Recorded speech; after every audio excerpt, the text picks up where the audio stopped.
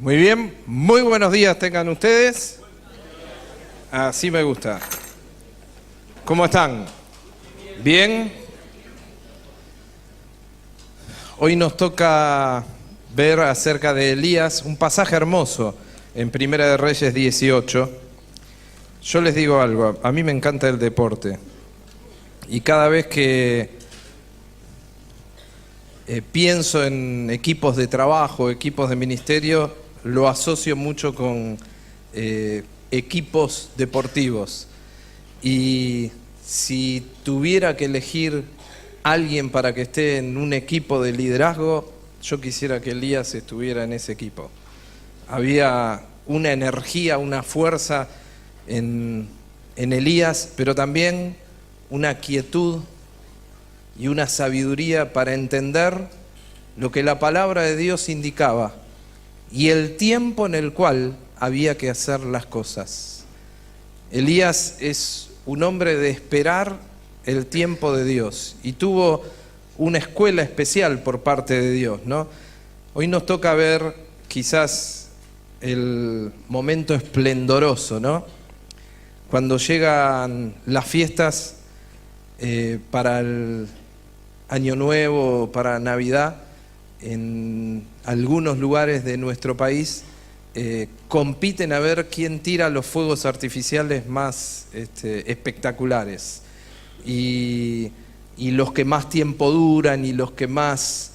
Pero para poder observar bien cómo es el fuego artificial, no el lanzamiento, porque el que lanza el fuego artificial es el que menos lo disfruta, porque está en posición lineal casi con el lanzamiento. Para poder disfrutar hay que tomar distancia, ¿no? Y una determinada distancia para poder verlo.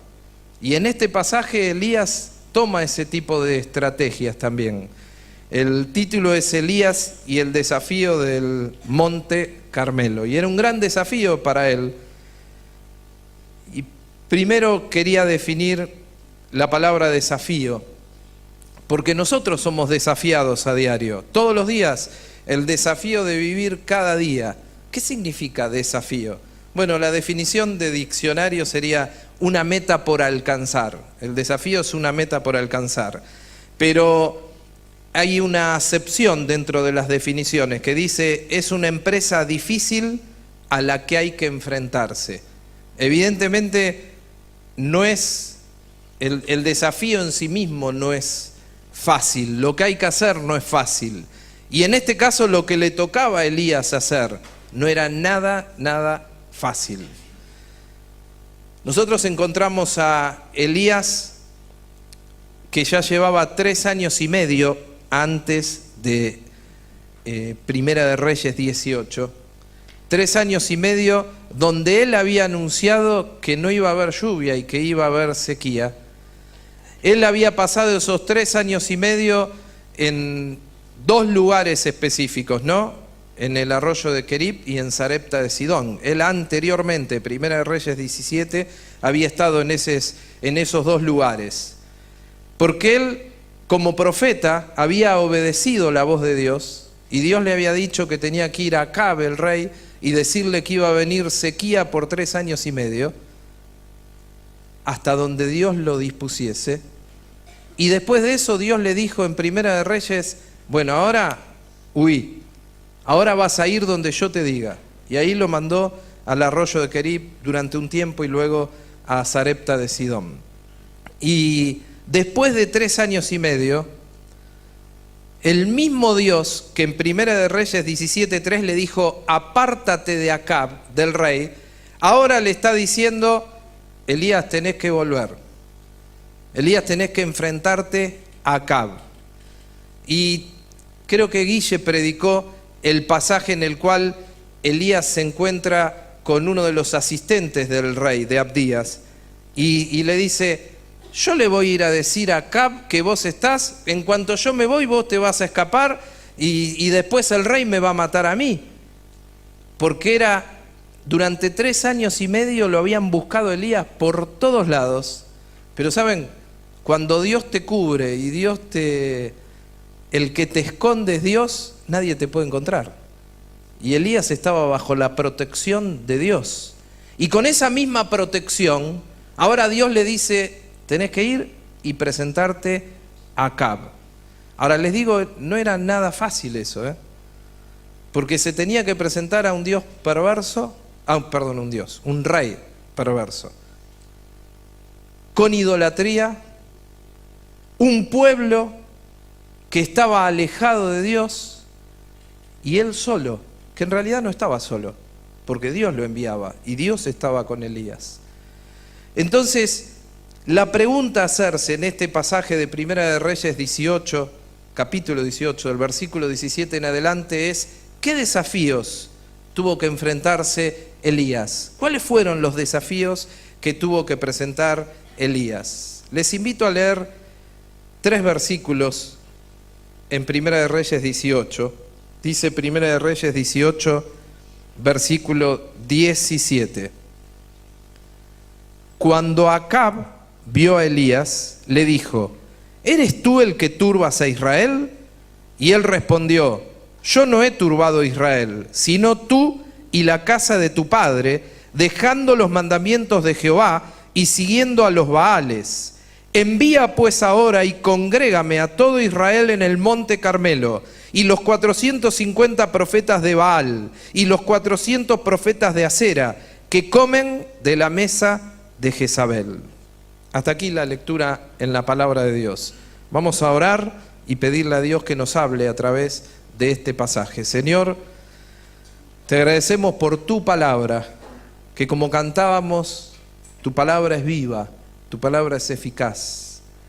Y que esta misma palabra que llegó a la vida de Elías pueda ser la palabra que llegue a nuestro corazón y nos hables. Y el Espíritu Santo pueda hablar conforme a nuestra necesidad. Te pedimos esto en el nombre de Jesús. Amén. Primer desafío al cual Elías se tiene que presentar, se tiene que enfrentar, tiene que aceptar. Lo tenemos ahí, presentarse ante la autoridad. Es el pasaje que leímos. Ahora es muy interesante, ¿no? Generalmente, cuando un creyente piadoso se encuentra ante un perverso, ante alguien que está lejos de Dios, ante cualquier situación que toque vivir, el creyente va a ser culpable de todos los males. Y por eso el rey le pregunta ahí y le dice en el versículo 17, ¿eres tú el que turbas a Israel?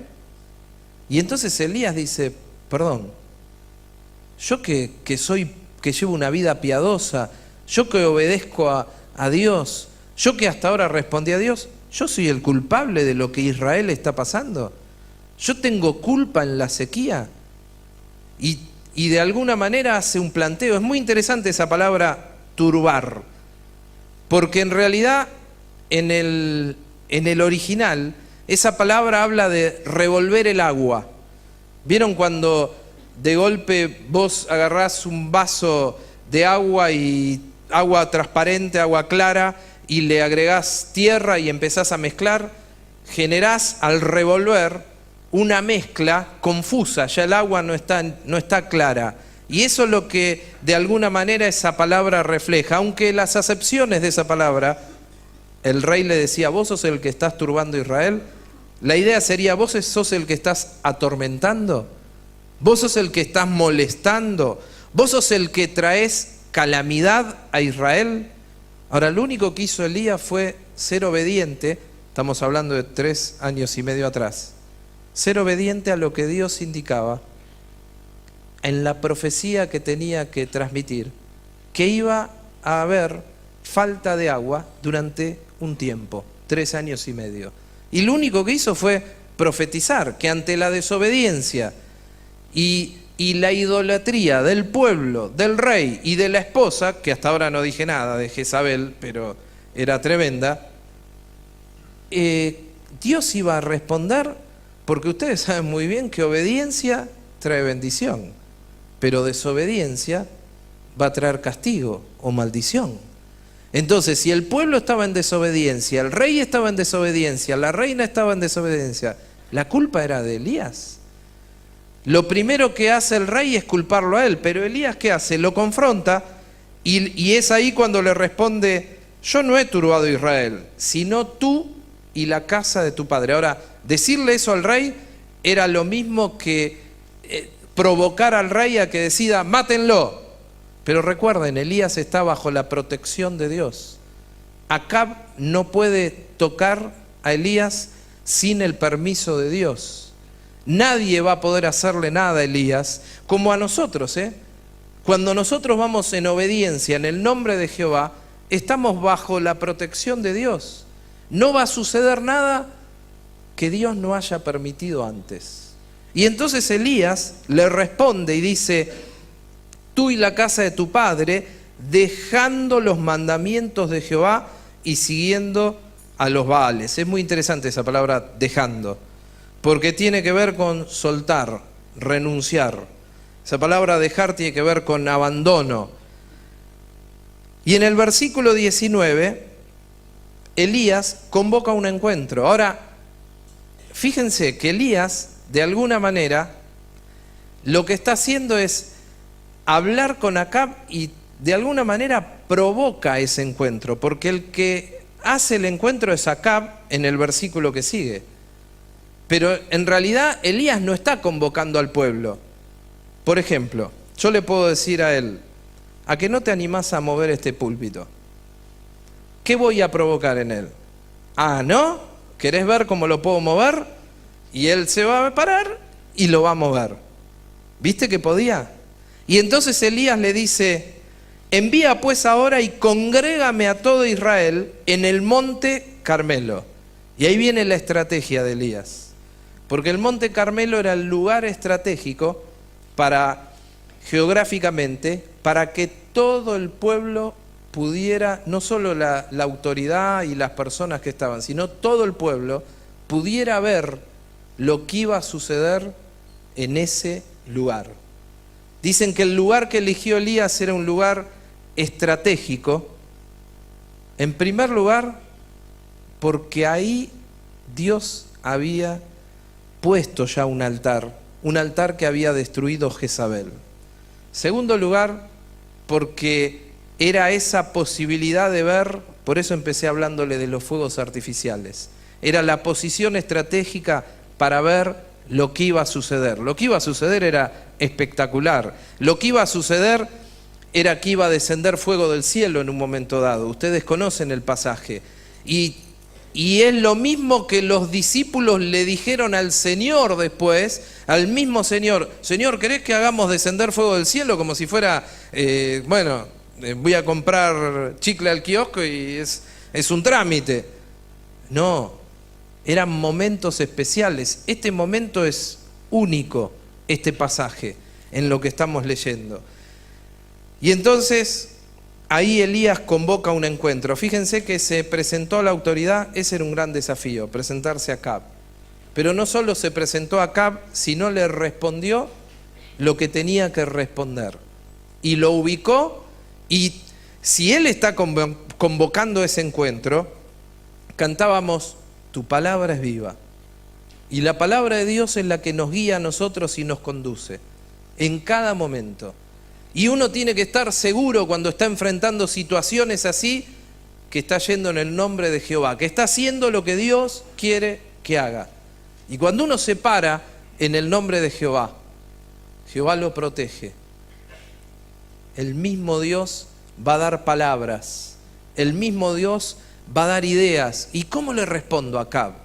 Y ahí estuvo la respuesta por parte de Elías. El primer desafío. El segundo desafío que tuvo que enfrentar, de alguna manera, cuando todo el pueblo se acercó, tuvo que plantearle al pueblo su posición.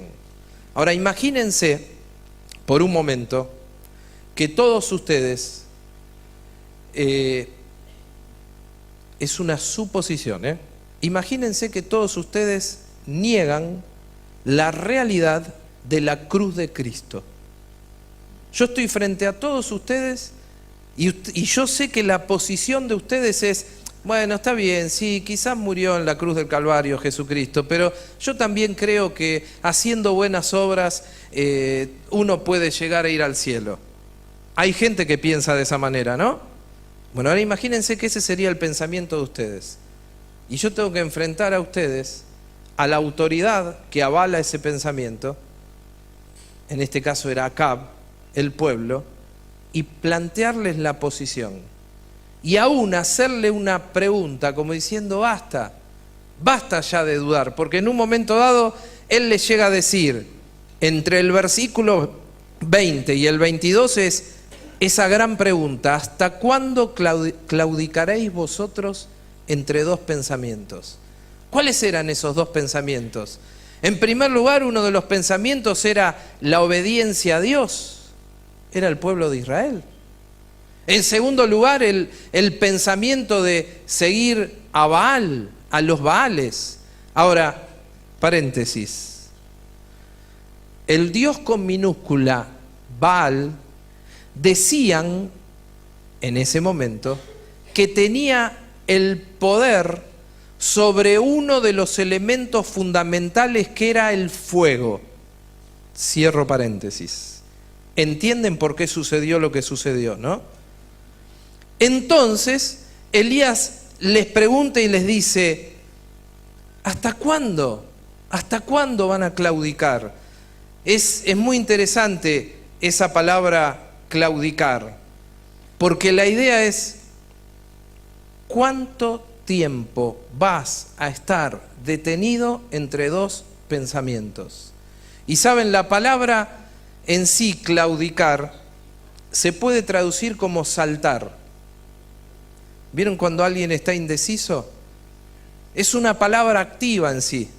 Uno está, si de este, no lo voy a hacer porque me llevo a caer y va a ser bastante gracioso, ¿no? Pero imagínense que de golpe yo estoy entre esta posición y empiezo a saltar, de acá a acá, y voy saltando.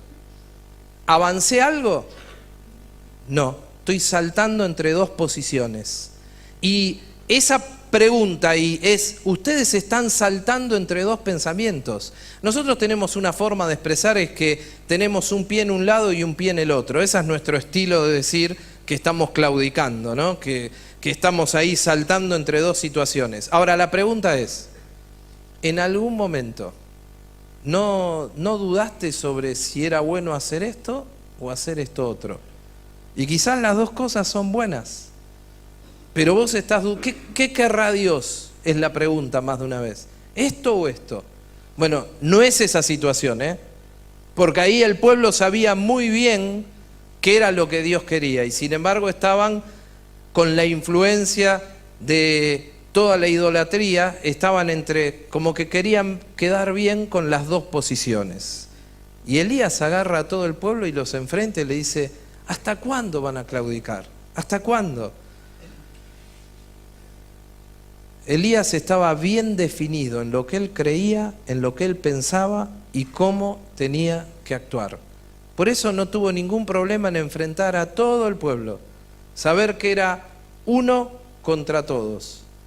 Pero él no era uno, él era uno con Dios. Y entonces los todos quedaban muy chiquititos frente a lo que representaba Elías junto con Dios. El segundo desafío es entonces plantearle al pueblo su posición. Y quizás nosotros tenemos desafíos también de plantear a otros nuestra posición. ¿Qué creo? ¿Por qué creo lo que creo? ¿Por qué vivo como vivo? Segundo lugar, ayudar a otros a definirse. Ayudar a otros a que se definan. Fue lo que hizo Elías. Al confrontar con esa pregunta, los está haciendo pensar y está haciendo que se defina el pueblo de una vez por todas si iba a seguir con Baal o si iba a seguir en obediencia a Dios. Tercer desafío. El tercer desafío es presentar un plan que determine quién es el verdadero Dios. Tenía que haber algo evidente y no era una cuestión de hacer un debate, era alguna señal, algún hecho concreto que lo manifieste. Entonces del versículo 23 al 25, Elías propone un plan. Si vamos a leer ahí, en el versículo 23, cuando dice, désennos pues 2 bueyes y escojan ellos uno y córtenlo en pedazos y pónganlo sobre leña, pero no pongan fuego debajo. Eso era muy importante. Ustedes saben que todo holocausto necesita que haya fuego debajo. El desafío y el plan de Elías era hacer un holocausto que no tenga fuego. Pará, Elías, ¿cuál es? ¿Qué estás proponiendo? Y ese era un gran desafío. No solo plantearle al pueblo su posición fue un gran desafío, no solo presentarse delante del rey, sino ahora presentar un plan que determine quién es el verdadero Dios. Y avanza la lectura y dice, versículo 24, invocad luego vosotros el nombre de vuestros dioses, y yo invocaré el nombre de Jehová, y el Dios que respondiere por medio de fuego, ese sea Dios. Y todo el pueblo respondió diciendo, bien dicho, muy bien, Elías, eso es lo que hay que hacer. Y entonces ahí enfrentó el desafío de presentar un plan, el Dios que respondiere por medio de fuego. ¿Se acuerda que dije que Baal se decía la creencia que era el Dios, con minúscula, que estaba y reinaba sobre el elemento fuego? Entonces, Elías, ¿qué le estaba pidiendo? Si el Dios que vos decís que crees es el que tiene autoridad sobre el fuego, bueno, hagamos un holocausto y que el Dios le dé la orden al fuego para que el fuego descienda sobre el holocausto. El holocausto en el cual descienda fuego, ese va a ser el Dios verdadero, el que responda. Y yo me imagino cuando llegó la propuesta y el pueblo dijo, sí, perfecto, eso es lo que tenemos que hacer. Bueno, ahora había que poner a prueba ese plan. Y ese es el cuarto desafío. Tenía que poner a prueba el plan. Y en esa prueba va a quedar en evidencia, en primer lugar, del versículo 26 al 29, que Dios no aprueba la idolatría. Que Dios no va a aprobar aquellos que claudican, que son cristianos o creyentes a medias, que están con un pie en un lado y un pie... Dios no aprueba eso. ¿Y cómo lo hace en evidencia? Y bueno, del versículo 26 al 29, es muy interesante aún el humor de Elías frente a esa situación. Porque del versículo 26 al 29, el 26 dice, y ellos tomaron el buey que les fue dado, y lo prepararon e invocaron el nombre de Baal desde la mañana hasta el mediodía, diciendo, Baal, respóndenos. Pero no había voz, ni quien respondiese. Entre tanto ellos andaban saltando cerca del altar que habían hecho. Y aconteció al mediodía que Elías se burlaba de ellos. Y ahí está. Gritad en alta voz, porque Dios es, ¿no es Dios? Ustedes nos dicen que es el Dios.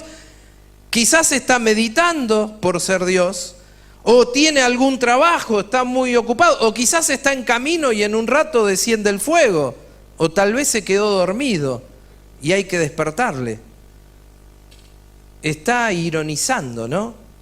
Y yo me imagino a esos 450 profetas de Baal gritando, y dicen que en un momento dado el relato, si lo leen después ustedes, hasta se cortaban ellos sus propios cuerpos, hasta derramar sangre, y hacían toda una ceremonia, ¿no?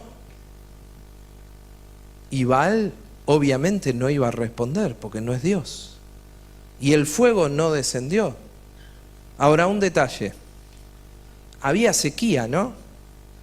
Ustedes saben que en una sequía, cuando hay sequía, una pequeña chispa te hace estragos. Si hay sequía, lo que se hace habitualmente para que las cosas no se prendan fuego es tratar de mojar alrededor. Se va acercando y se va mojando alrededor. Entonces, en ese poner a prueba el plan, va a quedar en evidencia que Dios no aprueba la idolatría, pero también poniendo en prueba el plan, va a quedar en evidencia que Dios estaba con el profeta Elías. Porque fíjense, Hay preparativos del altar. Primer concepto. Elías no eligió cualquier lugar. Él arregló el altar de Jehová que estaba arruinado. ¿Saben quién había arruinado ese altar? Jezabel. Lo había arruinado, lo había derribado. Entonces Elías está poniendo en orden las cosas. Y va a restituir el altar que Jezabel había destruido.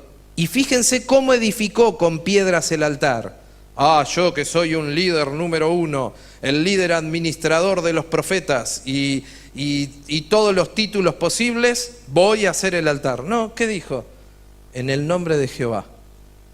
Yo edifico este altar en el nombre de Jehová. Y él actuaba en el nombre de Jehová. Y entonces él prepara ese altar. Pero no solo él prepara el altar, sino que en el versículo 33 dice, preparó luego la leña y cortó el buey en pedazos y lo puso sobre la leña. Y dijo, 34, llenad 4 cántaros de agua. ¿De dónde querés, Elías, que saquemos agua si estamos en plena sequía? Les dije que el Monte Carmelo era estratégico, ¿no? Algunos escritores dicen que es muy probable que hayan sacado agua del mar, que no estaba muy lejos. Y dice que trajeron el agua. Ahora, si vos querés mojar algo, no sé, quiero mojar este púlpito, yo creo que con un balde de agua ya lo mojo, o 2 baldes de agua. ¿Qué hizo Elías? Dice, llenad 4 cántaros de agua y derramadla sobre el holocausto y sobre la leña. Y dijo, hacedlo otra vez. Y otra vez lo hicieron. Dijo aún, hacedlo la tercera vez. Y lo hicieron la tercera vez, de manera que el agua corría alrededor del altar y también se había llenado de agua la zanja. En medio de la sequía había abundancia de agua. Y el agua de la zanja era alrededor del altar. Estaba toda la zanja. Y estaba todo lleno de agua. Había agua por todos lados. Anda a prender fuego donde hay agua. Si cuando la leña está húmeda o el carbón está húmedo, ya no lo podés prender. Y entonces están los preparativos del altar, pero queda en evidencia que Dios estaba con el profeta Elías, porque la potestad de Dios se manifiesta. Del versículo 36 al 40, lo primero que uno ve es la respuesta de Dios. La respuesta de Dios se manifestó. Dice, cuando llegó la hora de ofrecer el holocausto, se acercó el profeta Elías y dijo, fíjense qué dijo, Jehová, Dios de Abraham, de Isaac y de Israel, sea hoy manifiesto que tú eres Dios en Israel y que yo soy tu siervo y que por mandato tuyo he hecho todas estas cosas. Respóndeme, Jehová, respóndeme, para que conozca este pueblo que tú, oh Jehová, eres el Dios, y que tú vuelves a ti el corazón de ellos. No habló mucho Elías, pero cada una de las frases que están, en primer lugar, dio el primer lugar a Dios. Segundo, el clamor de Elías, respóndeme, Jehová. Pero no respóndeme para que yo quede como un líder que hace todo y que... No. Respóndeme, Jehová, para que el pueblo entienda que vos sos Dios y que yo soy tu siervo. Fíjense en la posición en que se pone Elías. Yo soy tu siervo, Dios. No me interesa lo que piensen de mí. Quiero que el pueblo reconozca quién es el Dios verdadero. Y entonces está la respuesta de Dios, porque dice ahí, entonces cayó fuego de Jehová y consumió el holocausto, la leña, las piedras y el polvo, y aún lamió el agua que estaba en la zanja. Es difícil describir con palabras un suceso, ese relato, pero el fuego cayó del cielo y no solo consumió el holocausto, sino que los cántaros de agua que habían sido derramados y todo el agua que estaba por todos lados fue evaporada. Y de golpe no había quedado nada. porque el fuego de Dios se manifestó. Imagínense las personas que estaban mirando. Quedaron sorprendidos. Escúchame, tuvieron más de 4 horas gritando, haciendo 450 personas haciendo cualquier cosa, locos, llamando a Baal, y no pasó nada. Elías solo oró a Dios y pidió a Dios que le respondiera. Y Dios respondió, porque estaba planeado de esa manera. Y fuego cayó del cielo. Ahora les digo, yo no recuerdo, más que el registro bíblico, cuando llueve, llueve. Cuando caen piedras, caen piedras. Cuando hay huracanes, lo podemos ver quizás por la televisión y alguno de ustedes lo ha vivido quizás, o terremotos como el de ayer en México, hay temblor en la tierra. Uno vive circunstancias, pero fuego del cielo cayó acá. Esto muestra que Dios estaba con Elías y que Dios estaba apoyando el liderazgo de Elías y que Dios estaba contra la idolatría y se hace manifiesto la potestad y el nombre de Dios. La reacción del pueblo. ¿Qué hizo el pueblo? Se postró y dijo, Jehová es el Dios. Objetivo cumplido. Porque lo que se quería era que el pueblo se postrara y reconociera quién es el Dios verdadero. Reacción de Elías. Elías dijo, bueno, lleven a los 450 profetas de Baal al arroyo y los degolló. Ahora, vos podés degollar 1, 2, 3, 450 idólatras fueron degollados. No solo el fuego del cielo, la disciplina por parte de Dios. Había que tener carácter, como líder, para después de esa experiencia tener que cumplir en obediencia lo que Dios había pedido. Algunas aplicaciones finales y terminamos. Si querés, poné la última. Tenía que poner a prueba el plan. Y ahí vinieron lo que vimos, el preparativo del altar, la respuesta de Dios, la reacción del pueblo y la reacción de Elías. Algunas aplicaciones para mi vida. Yo creo que nosotros, yo soy desafiado cada día a ser quien Dios quiere que sea.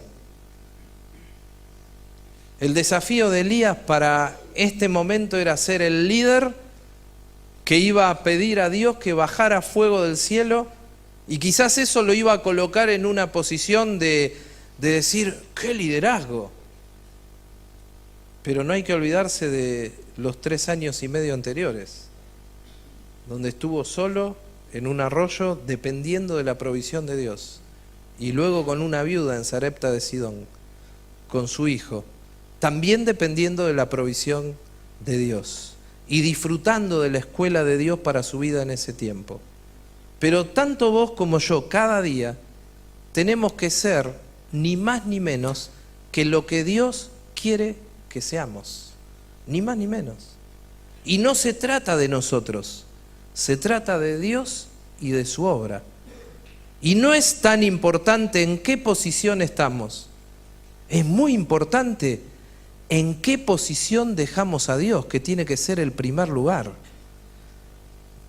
Segundo lugar, como aplicación, creo que constantemente nos estamos presentando ante personas y algunos tenemos la oportunidad de presentarnos ante autoridades.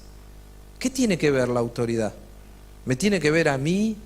¿Les tiene que ver a ustedes? ¿Te tiene que ver a vos? No. Tengo que marcar una diferencia y que la autoridad pueda conocer a Dios. Que la autoridad pueda entender, aunque lleve una vida de decisiones en contra de Dios, pueda enfrentar y decir, eso para Dios es incorrecto. A mí me ha tocado tener que hacerlo. Eso para Dios es incorrecto, no corresponde. Tercer lugar, aunque la mayoría esté equivocada, si yo tengo la convicción por parte de Dios que estoy en la verdad y en lo correcto, no interesa cuántos sean. Interesa cómo voy a presentar lo que Dios cree, obviamente sustentándolo en su palabra, que es viva y eficaz. Por último, yo tengo que vivir cada día con el propósito de que las personas que me rodean puedan llegar a exaltar el nombre de Dios y puedan entender que Dios debe ocupar el primer lugar. Claro, no hace falta que hagamos descender fuego del cielo, como le pasó a Elías, pero con cómo nosotros nos comportamos, cómo nos paramos frente a determinadas situaciones, en una clase de instituto bíblico, en el comedor, cuando hay una salida evangelística, cuando me toca hacer el ministerio, en el día a día, la forma en que yo me pare y cómo me comporte con la autoridad y cómo me comporte ante las personas, tiene que tener un objetivo, que el nombre de Dios sea exaltado y las personas entiendan que Dios ocupa el primer lugar. Los desafíos Elías y el desafío del monte Carmelo. A mí me encanta cómo terminó Elías. Va a ser mensajes para próximos miércoles. Pero Elías tenía una comunión tan plena con Dios que no vio muerte. Fue como Enoc, como que caminó con Dios y Dios lo llevó. Yo quiero cada día poder vivir tan cerca de Dios como lo logró Elías. Vamos a orar. Señor, en esta mañana te agradecemos por tu palabra y por la posibilidad que nos das de poder marcar diferencias en un mundo que vive con valores trastocados. Oramos, Señor, para que tu palabra en nuestras vidas nos permitan tener decisiones sabias y que tu poder sea manifestado en cada momento y que personas puedan reconocer que tú ocupas el primer lugar, Señor, que tu nombre debe ser exaltado y que no importa nuestra posición, nuestra función, sino importa tu obra, tu persona, tu nombre. Gracias, Dios, por darnos tu palabra en esta mañana. Bendícenos, bendice cada alumno del Instituto Bíblico. Te lo pedimos en nombre de Jesús. Amén.